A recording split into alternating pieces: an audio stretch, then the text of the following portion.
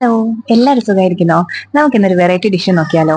ഞാനൊരു ഡയറ്റ് ഒക്കെ എടുക്കുന്ന സമയത്ത് കണ്ടിന്യൂസ് ഈ മുട്ടയൊക്കെ കഴിക്കുമ്പോൾ എല്ലാ ദിവസവും ഒരേ ടൈപ്പിൽ ഇപ്പം പുഴുങ്ങി മാത്രം മുട്ട കഴിച്ചാൽ ആകെപ്പാടെ മടുപ്പായിരിക്കത്തില്ലേ? അപ്പോഴൊക്കെ ഞാൻ കഴിക്കുന്ന ഒരു സംഭവമാണ്.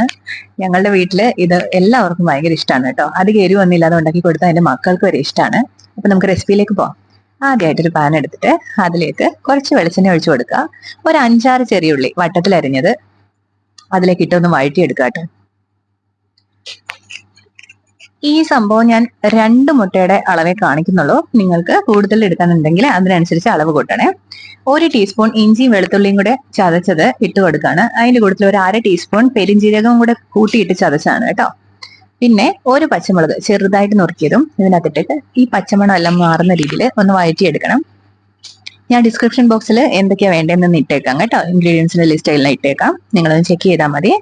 ഇതൊന്ന് മൂത്ത് വരുമ്പോഴേക്കും ഒരു ചെറിയ തക്കാളി ഇതിലേക്ക് അരിഞ്ഞത് ഇട്ട് കൊടുക്കാം. വലിയ തക്കാളി ആണെങ്കിൽ പകുതി ചേർത്താൽ മതി കേട്ടോ. ശ്രദ്ധിക്കുക, 2 മുട്ടയുടെ അളവാണ്. അതിനനുസരിച്ച് നിങ്ങൾ കൂടുതൽ മുട്ട എടുക്കുകയാണെങ്കിൽ ഇത് ഒന്ന് മാറ്റിയേക്കണേ. ഇപ്പൊ തക്കാളി എല്ലാം നന്നായിട്ട് ഉടഞ്ഞു വന്നിട്ടുണ്ട്. നമുക്കിനി ഇതിലേക്ക് വേണ്ടത് മീറ്റ് മസാലയാണ്. കൂടുതലൊരു നുള്ള് മഞ്ഞൾപ്പൊടിയും കൂടി ചേർക്കാം. മീറ്റ് മസാല ഒരു 1/2 ടീസ്പൂൺ ചേർത്താൽ മതി.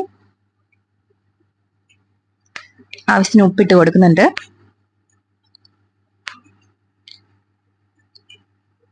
നമ്മുടെ ഈ തക്കാളി എല്ലാം നന്നായി ഉടഞ്ഞു വരുന്നതാണ് ഇതിന്റെ പാകം കേട്ടോ. അപ്പൊ നമ്മുടെ പച്ചമണം എല്ലാം മാറി ഈ നമ്മൾ റെഡിയാക്കുന്ന മസാല നന്നായിട്ട് വെന്തു എന്നാണ് അതിന്റെ അർത്ഥം. ഇനി ഇതിലേക്ക് ഒരു നുള്ളു മഞ്ഞൾപ്പൊടി ഇട്ട് കൊടുത്തിട്ടുണ്ട്. ഇനി ഞാൻ പറഞ്ഞല്ലോ മീറ്റ് മസാല ഒരു 1/2 ടീസ്പൂൺ മതി. അതും ഇട്ടിട്ട് നന്നായിട്ടൊന്ന് മിക്സ് ചെയ്തെടുക്കുക. മീറ്റ് മസാല ഇല്ലെങ്കിൽ ചിക്കൻ മസാല ചേർത്താലും മതി. അതും ഇല്ലെങ്കിൽ ഗരം മസാല, അപ്പൊ അത് ശ്രദ്ധിച്ചാൽ മതി. ഗരം മസാലയുടെ ആ കുത്തലനുസരിച്ച് കുറച്ച് ചേർക്കുക. കൂട്ടത്തില് ഒരു ടേബിൾ സ്പൂൺ മല്ലിയില ചെറുതായി അരിഞ്ഞതും കൂടെ ഇതിലേക്ക് ഇട്ടിട്ട് നമുക്ക് തീ ഓഫ് ചെയ്യാം. ഇനി നമ്മൾ മുട്ട പുഴുങ്ങി വെച്ചത് ജസ്റ്റ് ഒന്ന് മുറിച്ചു കൊടുക്കുക. ഇത് രണ്ടായിട്ട് മുറിഞ്ഞങ്ങ് പോകരുത്. നടുക്കൂടെ ഒരു 1/4 ഭാഗവും ഇങ്ങനെ ഒരു വര ഇടുക. എന്നിട്ട് ഇതിനകത്തേക്ക് ഈ സ്റ്റഫിങ് ഈ സ്പാച്ചുലിൽ തന്നെ തോണ്ടിയെടുത്ത് ഇതിനകത്ത് നിറച്ചാൽ മതി.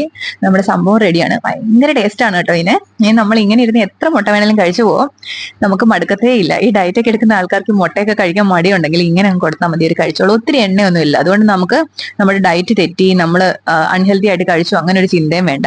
ഇതിൻ്റെ അകത്ത് അൺഹെൽത്തി ആയിട്ടുള്ള കാര്യങ്ങളൊന്നുമില്ല. ഒരു ലേശ എണ്ണയല്ലേ നമ്മൾ ചേർക്കുന്നുള്ളൂ. അതുകൊണ്ട് ഏത് സമയത്തും നമുക്ക് ട്രൈ ചെയ്യാവുന്ന ഒരു ഐറ്റം ആണ്. അങ്ങനെ ഈ 2 മുട്ടയിലേക്കും മസാല ഇട്ട് നിറച്ചു കൊടുക്കുക. എളുപ്പമല്ലേ വീഡിയോ? എല്ലാവരും ട്രൈ ചെയ്ത് നോക്കിയിട്ട് ഫീഡ്ബാക്സ് അറിയിക്കണം കേട്ടോ. നമ്മുടെ ചാനൽ ഇഷ്ടപ്പെടുകയാണെങ്കിൽ ഒന്ന് സബ്സ്ക്രൈബ് ചെയ്തേക്കണം.